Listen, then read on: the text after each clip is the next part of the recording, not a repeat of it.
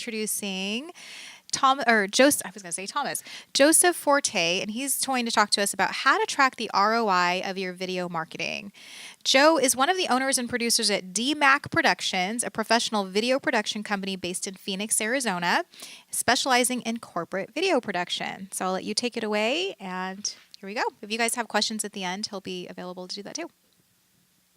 Okay, thank you so much, and thanks everyone for coming out and checking out what we're going to be speaking today. So this topic is really interesting to me because I'll just kind of give you a little bit background on myself and our company. So my name is Joe Forte. I'm one of the owners at D-Mak Productions, and we produce corporate videos. And we've been in business since 2013, and the company is founded by me and my business partner, Danny McManus. Now, my business partner is the creative of the company. He deals with everything as far as the scripting, the filming, the editing. Me, I'm more of the analytical side, so I deal with the business development, the marketing, and sales. So, when I'm talking to clients, video right now is like the shiny thing in marketing. Everyone wants a video, but not really know why, so to speak. It's just like video is good, but they don't really know how to quantify it. So that's where I started on my journey as far as figuring out not really the how-to, because my business partner, he's kind of dealing with that, but really the why of the video. So that's kind of where we're going to be talking about how to track the ROI of video marketing, and really kind of how to measure the success of your campaigns, because if you're going to be investing in video, you want to make sure that you're getting a return on investment, as with any sort of marketing medium. So we'll just get started. So a few questions that you want to ask yourself, or you might have been asking yourself before you got here. Are you struggling to measure the ROI of your marketing videos? Are you looking for tools to help track sales from your videos? And we're going to be going over a simple framework and a few tools that can reveal if those campaigns are actually working for you. So I'm going to talk a little bit about how to actually pretty much measure what a video campaign, what goes into a video campaign, and then actually how to kind of measure those tracking metrics. So there's 4 main tips or steps for the tracking the ROI of your video marketing campaign. So the first is to actually outline the costs that are involved in the actual campaign, whether that's getting the video made, but also the marketing that goes involved into actually distributing that message. The second is determining the financial tipping point. So basically, at what point does your campaign start to make money for you? The third is how to track sales from your video campaign, and that's pretty much, I'm going to go into some tools that you can use to track those.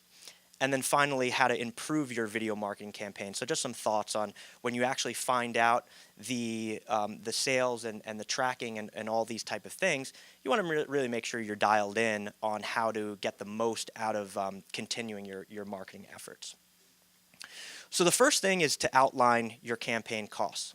And that includes a breakdown of all costs. Now, when you produce a video, or rather when you're doing a video marketing campaign, there's a couple areas that you want to think about. So the first is the pre-production aspect. Could also include the ideation or the concept creation of the video. You want to figure out what type of video you're doing.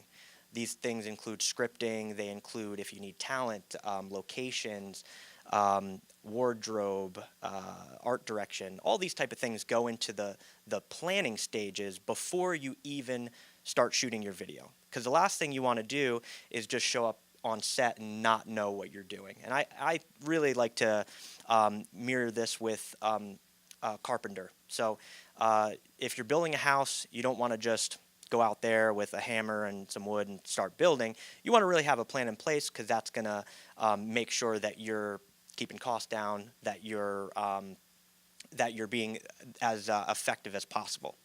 Now, if you're doing this by yourself, I would definitely include a 20% buffer, and this buffer could include anything from doing reshoots if you have to, or more budget for the editing if you need to do re-edits or things of that nature. Yes, sir. How much, like for the whole, like a campaign, Mhm. how much of that how much do you think should be spent on the actual physical production cost that's going into that? Well, and that really depends on the distribution area that you're going in.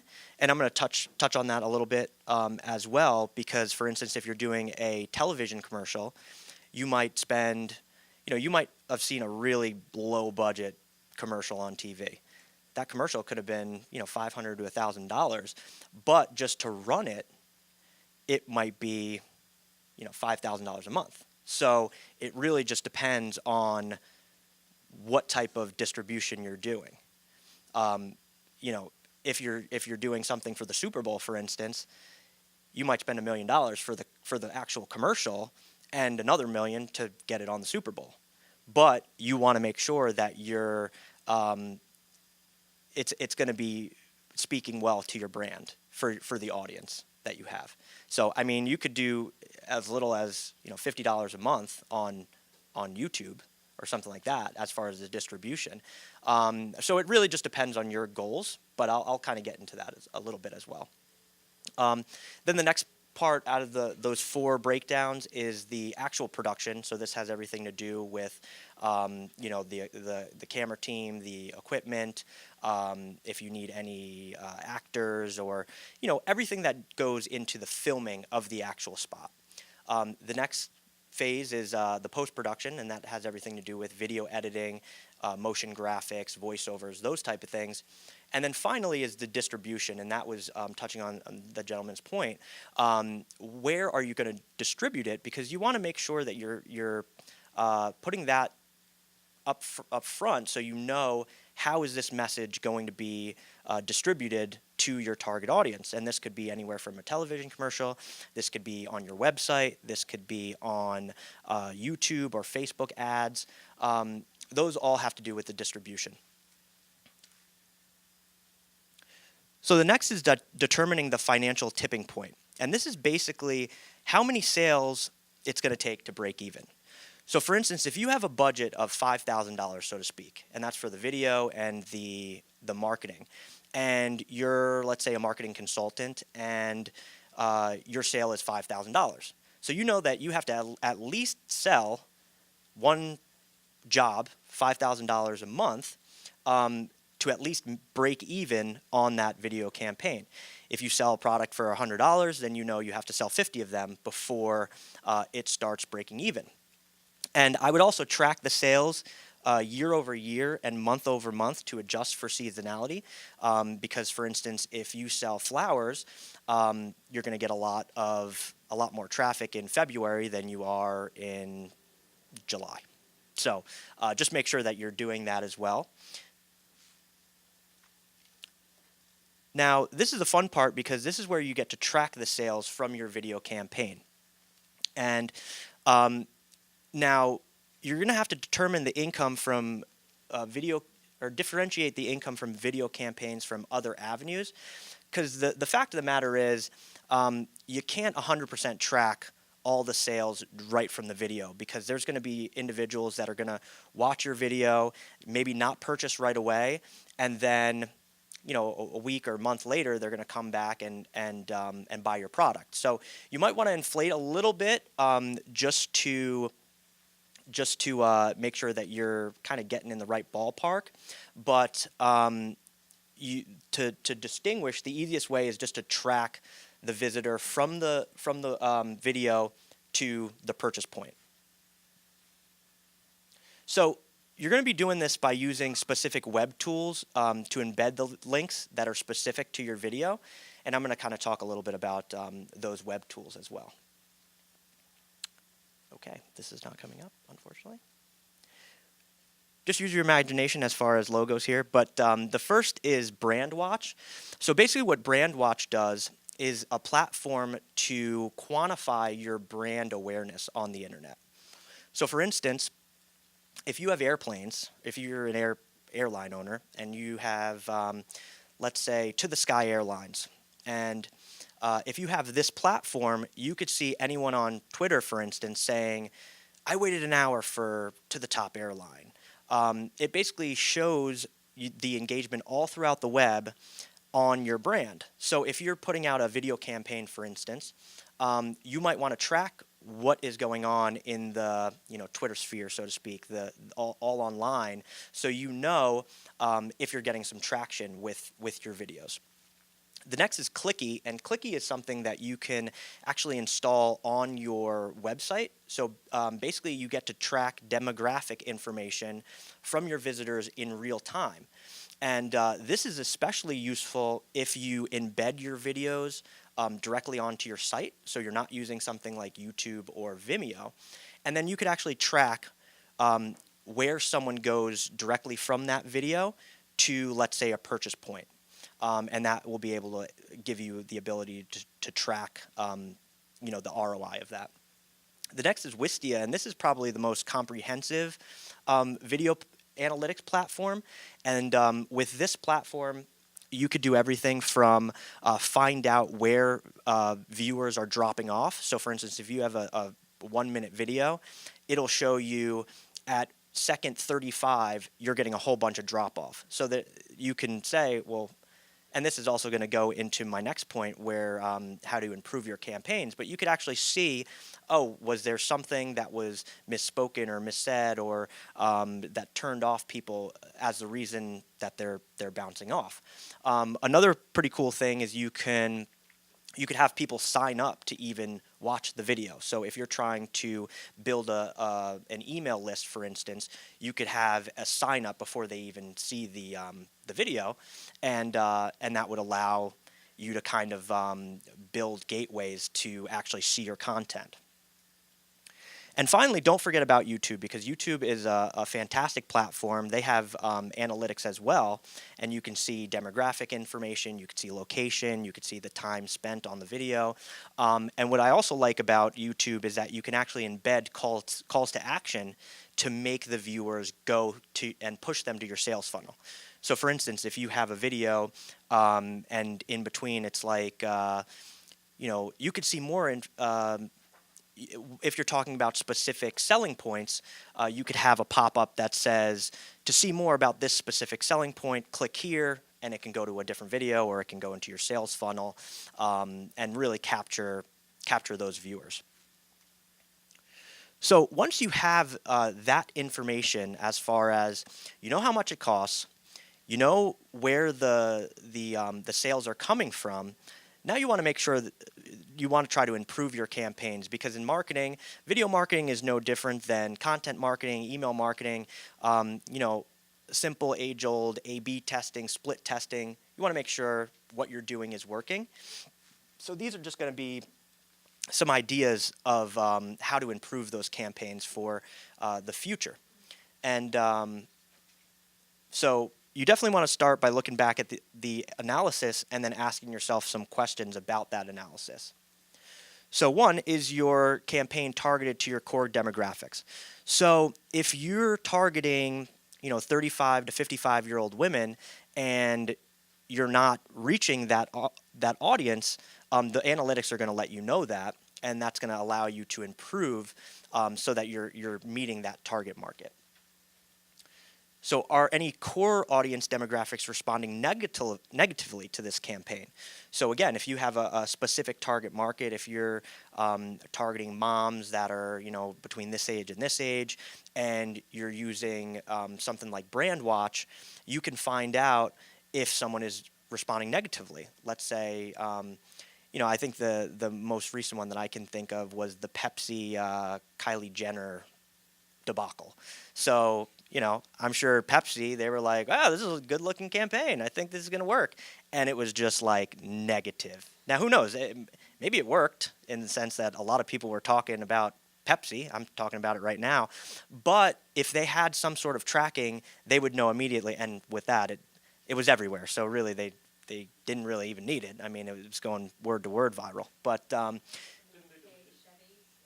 exactly, yeah. So all these type of things, you could use these tools to make sure if you're on the right track or if it's a total disaster.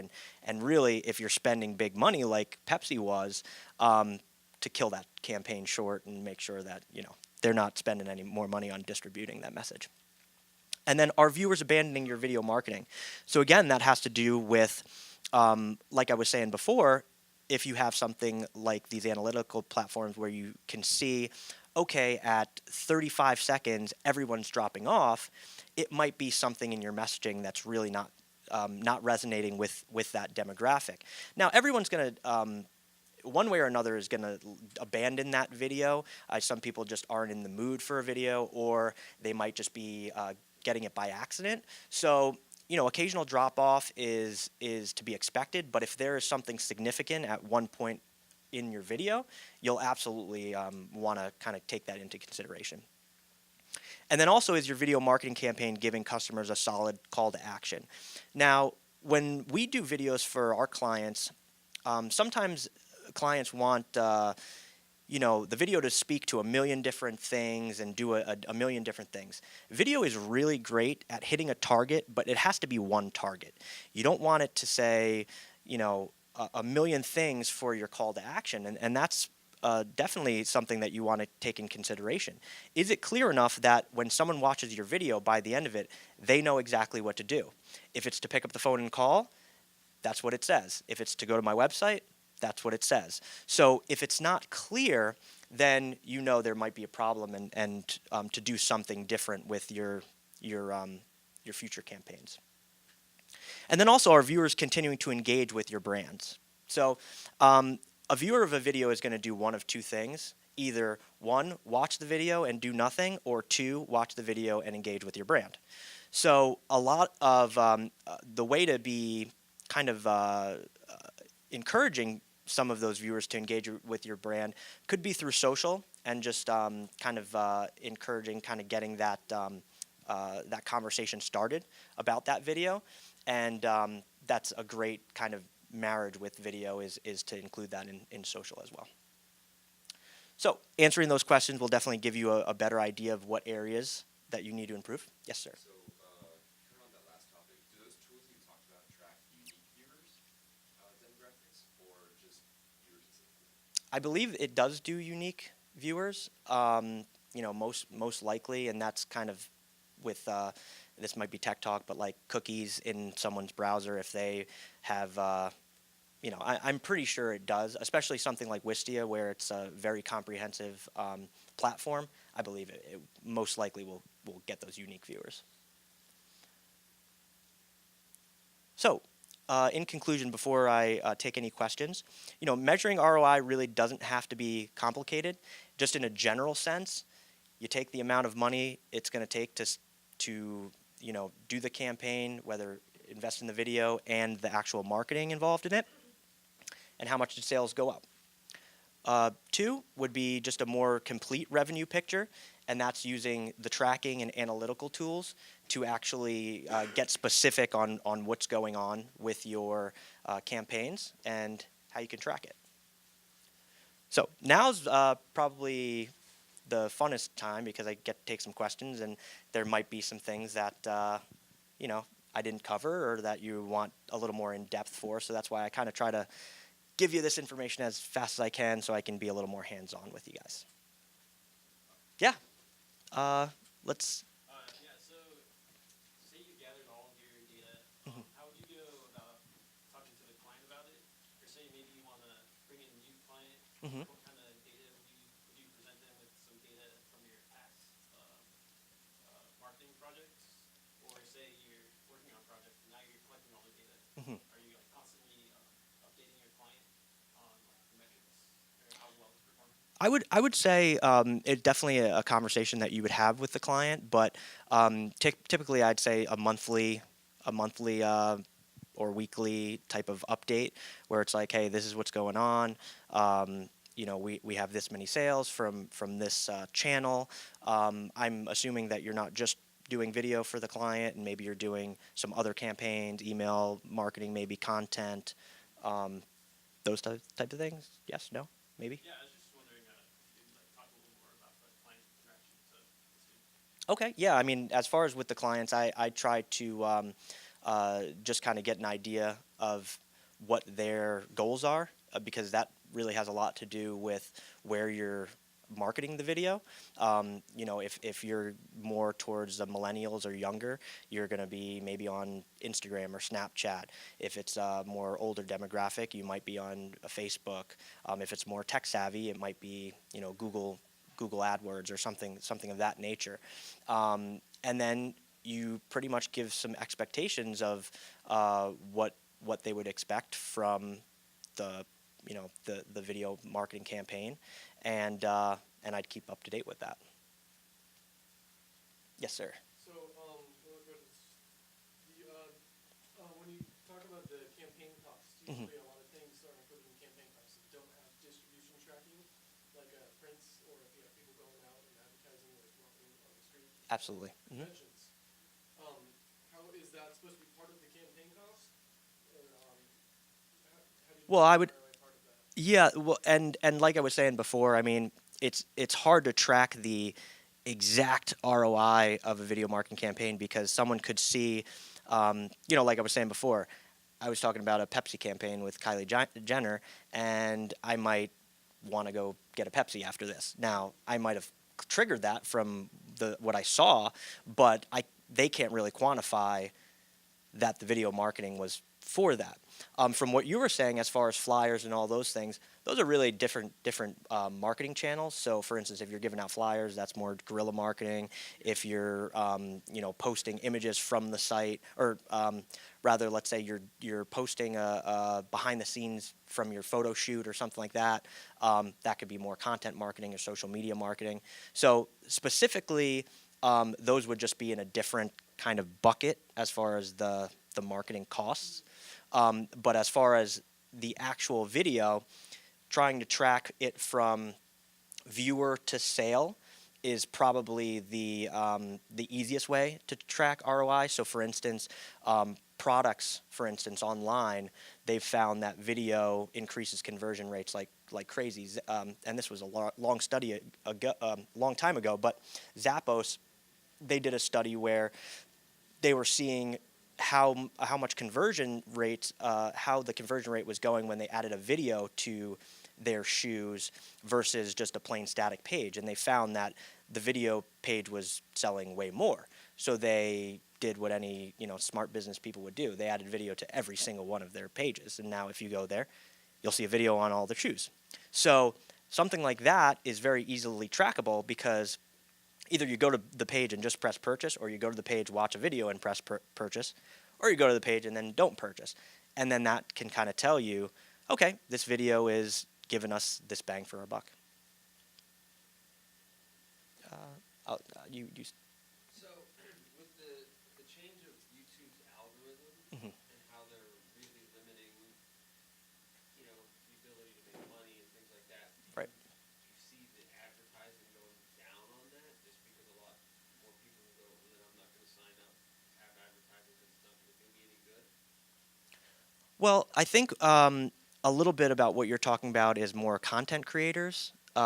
So with the return on investment, that's a hard kind of tell, because if you have 1 million subscribers and you put together a funny video or something, it's a little harder to judge how much return on investment you're going to get from that video versus if you are a shoe retailer and you're just putting a marketing video on your website. So as far as the analytics and the change, just because YouTube is owned by Google and they're a corporation that has to make shareholders happy, it's probably not cheaper. I'll just keep it at that. It's probably the amount of money that they're going to spend to advertise, let's say as a pre-roll ad, is probably probably similar, even regardless of their analytics change. And do you think less people will be doing it, putting ads beforehand just because they know there'll be less people signing up, less content creators signing up Right, right, to monetize. So, everybody, it used to be that everybody, oh, I'll just put ads on my site, maybe I'll make some money. right, Now right. it's, well, Right. And again, I think we're talking about a slightly different thing. You're talking more about maybe a content creator that is looking to get a return, get money for other people's ads. Right. And what I'm specifically talking about is the people that are paying to make those ads before your thing. So I hope that's. But as if you could see with the fallout of like the election with Facebook and like questionable content, there have been advertisers that have moved away from advertising on YouTube. Now with YouTube updating their stuff, will they come back? Yeah, that's for us to see. But it's advertisers are going to be wherever there's eyeballs, and right now there's a ton of eyeballs on YouTube, and that's not going to go away. So, young lady.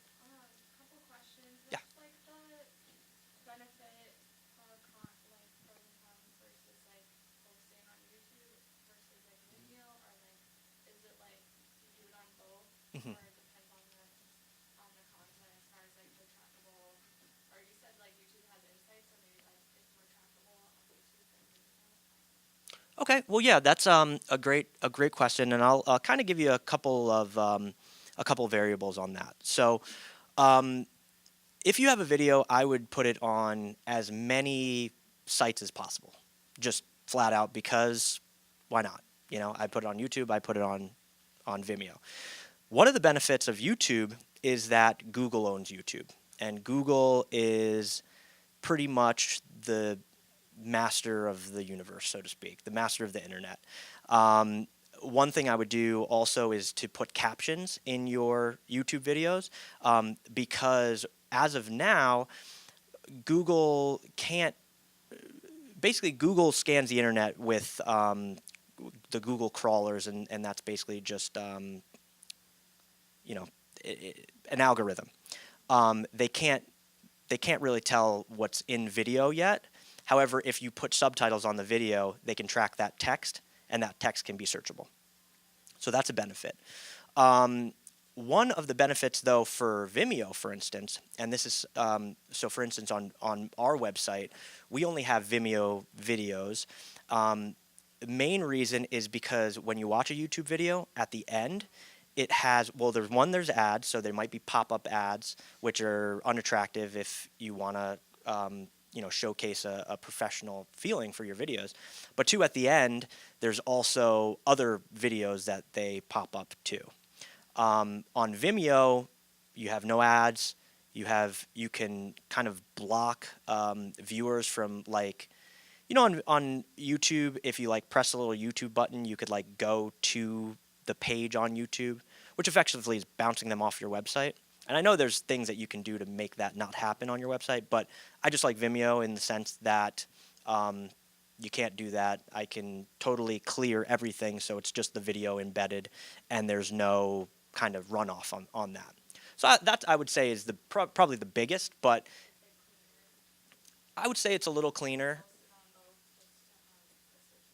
Yes, and as far as engagement, I would also not rule out Facebook, because if you just post a link to Facebook, as far as a YouTube link, and just directly upload it to Facebook, you'll get a lot more engagement with the direct upload than you would if you just posted it. Yes. And then as far as like the platforms that you were telling us about, how do those compare to like Google Analytics? So Google Analytics is that tracks more your website, and these are specific. Well, Clicky is a web is also comparable to Google Analytics, and that's why I said if you're embedding the video directly into your website, which I wouldn't recommend unless you're very technically savvy, because you want to just make sure your server speed is going to be able to keep up that video because it's a large file. And that would be able to show you pretty much where someone is going from the video to buying or not buying. And analytics is basically just more of a platform to see your web traffic. So not necessarily the video analytics, but the overall, like, I'm going to your website. Whereas let's say Wistia is all the video. So for instance, it's not tracking what's going on in one page that doesn't have a video somewhere down your website. It's just tracking like, okay, this person's clicking on the video. What's their demographics? What's their location? What devices are they using? What time are they clicking off? All those type of things. So it's specifically analytics for the video, whereas Google Analytics is specifically analytics for the website. So you're like basically telling me, oh, like here's the link to this like YouTube or video, and then it's like specifically tracking that video versus like the page that the video is on your website. Exactly, and you don't even have to really tell it anything. As far as YouTube, they do track the analytics to the video. Some wonder if it's to a T and really as comprehensive, just because it is a freeware platform. So that's why some things like Vimeo or Wistia could give you a little bit more insights that you can trust because you're paying for it. So. But yeah, hopefully that answered your question. Yeah. So many questions. Just really quick. When you said put the caption in the YouTube video, Closed captioning. Yeah. do you also want to put like the call to action in to be like clickable at the end of the video, as you also mentioned, like doing both? You could. I mean, you could. Yeah, Or, like, absolutely. you want two different. Well, the closed captioning. I mean, that's just basically if you're hard of hearing, you can press the closed captioning. Closed caption, sorry. I meant the caption like at the description. The description. Well, yeah, absolutely. I mean, if you have, for instance, our company D-Mak Productions, at the end of our video, it will have dmacproductions.com. But if I'm putting it on YouTube, I absolutely want a little pop-up that says, "Go to our website now," or something like that. Just because it's easy and it's a good way. Well, let's get to this gentleman first. So kind of to come back like the same question, like where does the rubber meet the road? What is the strategy behind like the cost of a video versus the overall ad spend? And I ask you, maybe it's a better question offline, but I ask as a filmmaker, Gotcha. people come to me, oh, we got this budget for an ad spend. Oh, great. So where's the budget for video? Oh, well, it just doesn't seem even comparable to what they want to spend. Right. How do you like find like encouraging people like it's better to have a better piece of content than just Right. a piece of content. Let's focus on what that content is before you go out and spend all this money on making sure it gets it. Absolutely. Like where does the rubber meet the road strategy? Well, I really like to put it back on the company or the client and just say that video displays your brand in the best light. Now that could work for you or it can work against you. If you have a really terrible piece of content, that is going to show badly on your brand. So, if you want a really terrible piece of content and you want to spend a lot of money to show a lot of people, great, let's do it. But if you want to make a really great piece of content and really show your company in the best light, I would recommend putting more money towards the budget of the actual video and less to the ad spend. And plus, with the ad spend, we could scale up.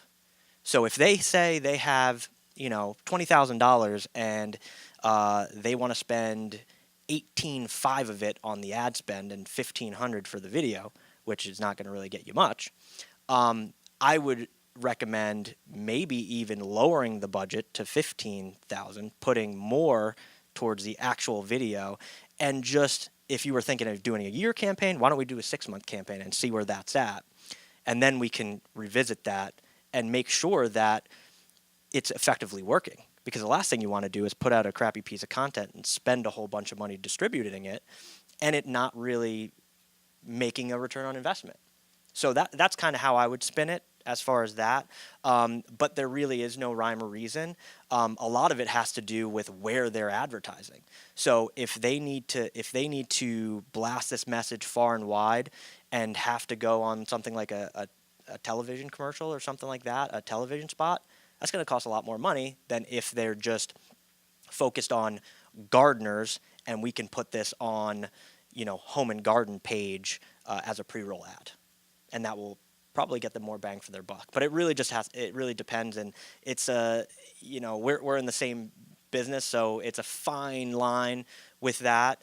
But the most important thing is just making sure that they're aware of that distribution, because a lot of times, I mean, especially in our business, people just come and they're like, I want a video, and not even thinking like, oh, I have the video, like, what do I do with this thing, And that's where you can kind of be creative, and there's so many different ways, even free places that you can talk with them about, whether that's the YouTubes of the world, the Facebooks, LinkedIn, Twitter, using it on your email blasts, using it in your website, all these different places that you can put where it's not going to cost them a dime, in addition to, obviously the distribution, because that's going to really push it.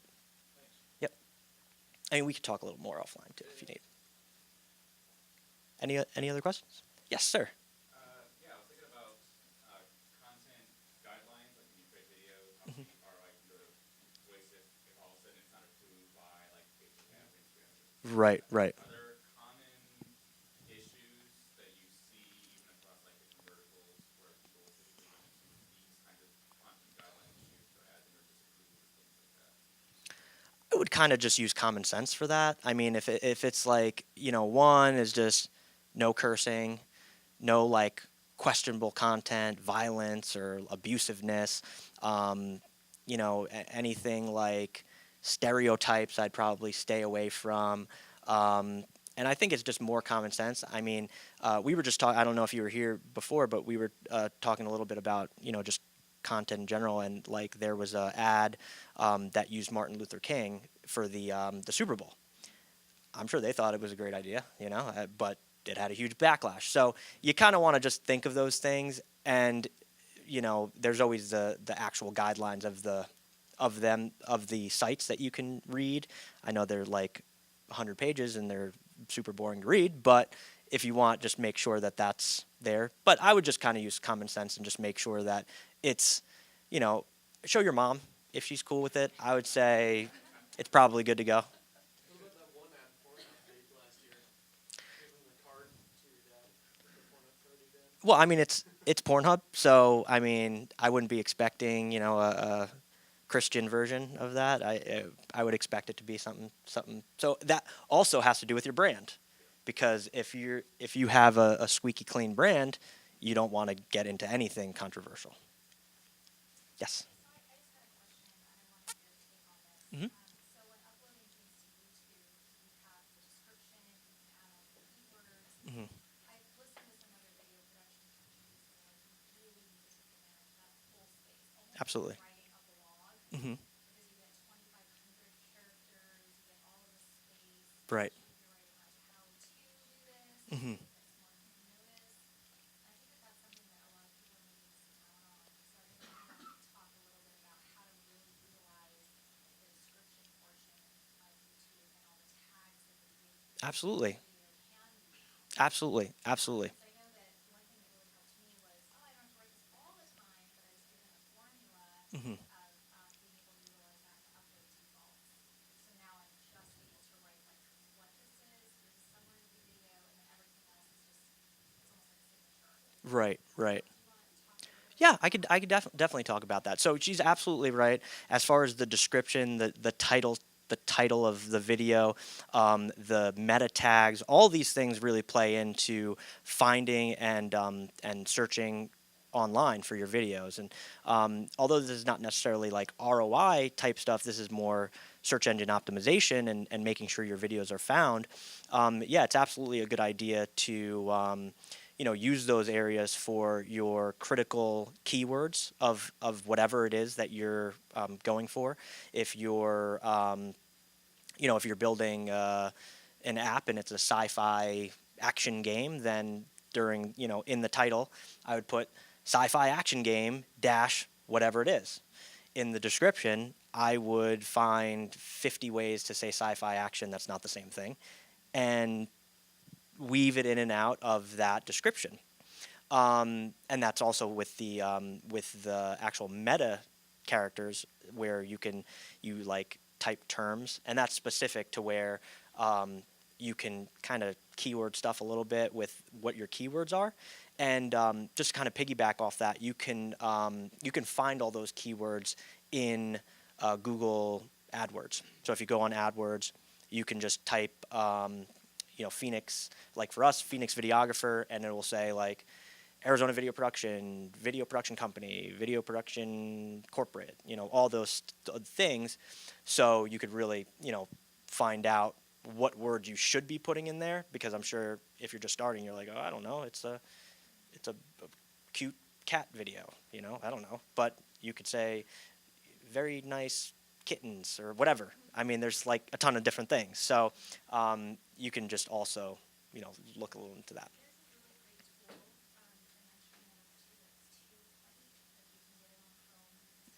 Mhm. Really? Oh, it's an amazing tool. So it also shows you what your character count is. So you know how like in the description it will say you're 2,500. Right, It'll right. tell you how many you're at. Ah, very cool. Like I only wrote 500 and now I have 2,000 more. I like it. It's just a great tool to be able. It's free. They have a paid version too, but you can add that in Chrome and it'll just pop up on your YouTube. You could also just as far as like adding those words, you could also just put the script in that description. So, I mean, that's usually easy because you have that as just a copy and paste, and just plop that in there. Gentleman right here. I kind of want to just add on to that. And I think it's an important piece to have it organized and have a systematic approach. So one of the resources I use it's called Airtable, and it's free. It's a database kind of sort of situation, but all the keywords, all the meta tags are all flushed into one specific industry or next company, and it's super easy to just click and copy and paste because everything is in one place and organized very collectively. Very cool. Airtable. Yes, sir. So in terms of using the description space as well as possible, like you see some videos that literally just have like a wall of keywords that don't mean anything, like Right. it's just the keywords.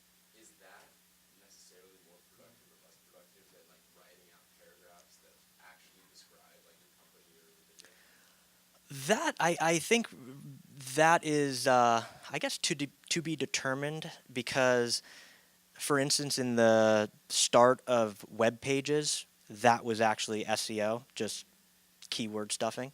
And as Google has gotten smarter and their machines have gotten smarter, they now judge more for the usability of the site. So just a bunch of keywords is not going to do it for them. As far as videos, that's really all they have to go with right now, until they become so knowledgeable that they know exactly what's going on in the video, and they could say like, oh, there's a red balloon in here. Oh, there's a Ford Focus. Oh, there's a kitty cat. Oh, there's this. Until they have that, they're going by those keywords. They're going by all that text. So I'm not sure. I mean, that's something that the Google gods would probably be better at answering. I think there's actually like a place that you can ask like Google. There's like a guy or something, and he always gets questions. But yeah, I'm not sure. You can put those.